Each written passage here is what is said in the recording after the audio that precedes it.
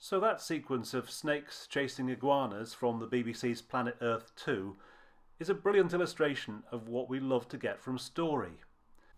So that clip confirms what Christopher Booker says in his book The 7 Basic Plots, that alternate phases of constraint and release give us one of the greatest pleasures we get from stories. So if you think about it like this, the iguana on the sand trying to stay very still so the snake doesn't see him is experiencing constraint.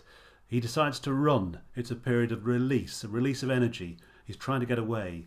He's constrained when the snakes catch him and they curl their bodies around him. But he manages to wriggle free. He's released again and he's running again. He's nearly constrained because the snakes nearly catch him at the last minute at the rocks. But of course the final release comes when he reaches the rocks and is safe. So if you're writing a factual story, if you can bring out these alternate phases of a constraint and release, you will hook people into the story. So for example, you could be asking questions of characters in a factual story.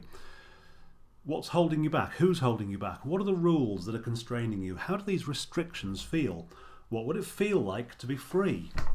Or if they're in a period of freedom, what allows or allowed you to escape? Which rules did you break? How does this freedom feel? And how would it feel to be constrained again? What might put you back under constraint? So if you're meeting someone in a period of constraint, you ask them about that, but also about the future or the past where they might have been freer. And vice versa for if you're meeting them at a period when they have the freedom to do what they want. Ask them about the past when they didn't, or the future when they might not. By doing this, you're drawing out these beats of the story without changing any facts. You're drawing out these beats which will help the audience get into the story in a bigger way. So we've talked about beginnings, we've talked about middles, let's talk briefly about ends. And I think as factual storytellers, particularly news journalists and documentary makers, there's a concern about news being quite depressing, but at the same time you have to be real. So can you be giving people a happy ever after? Well, John York, who wrote a book on storytelling called Into the Woods, says about this: our favourite characters in stories embody what we all want for ourselves. If something depresses viewers in a TV drama, for example, it's unlikely they'll come back for more.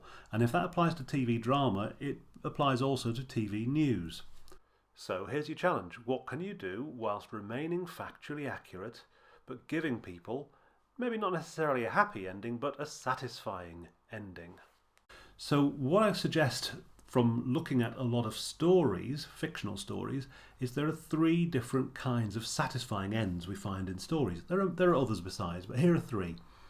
There's coming home, there's finding love, and there's growing up. So let's take them one at a time. Take the film Lord of the Rings. The hobbits, when they leave the Shire, are effectively country bumpkins. By the time they come back, they are warriors, they're different, they're dressed differently, they act differently, they've seen a different world. If we take the theme of finding love, there's obviously boy meets girl, boy loses girl, boy gets girl, the classic love story like Pretty Woman. There are the kind of bromance, friendship stories of Toy Story or Thelma and Louise.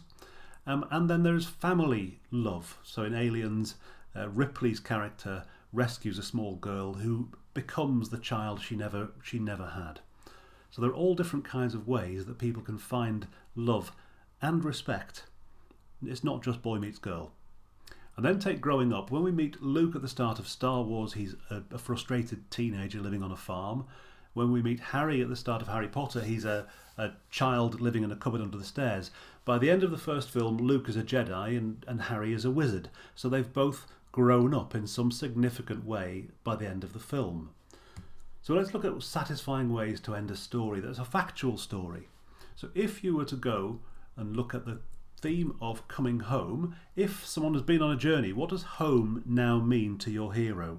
If they've had an experience, what does home mean? Who's going to welcome them back? What differences will they see? If you're going to talk about finding love, how is the hero of your story more worthy of another person's love or respect? Maybe their family, maybe their friends, maybe the people around them, people who they care about. Do they love or respect them more? And growing up, quite simply, how is your hero more mature or wiser as a result of what they've been through. And I reckon that if you ask anybody that question, you've been through something, are you any wiser? Do you feel any more mature? Do you feel you've learned something? Then almost everybody is going to say yes, because that's just the way we're wired. We like to think we live and learn. And so if you allow people to tell you that, it can give you a satisfying end to your story. The main question you have to answer to give a satisfying end to a story is, how has the hero of your story changed? And if you can answer that, or allow people to answer that in the way they answer your questions, that allows the audience a bit of closure when the story comes to an end.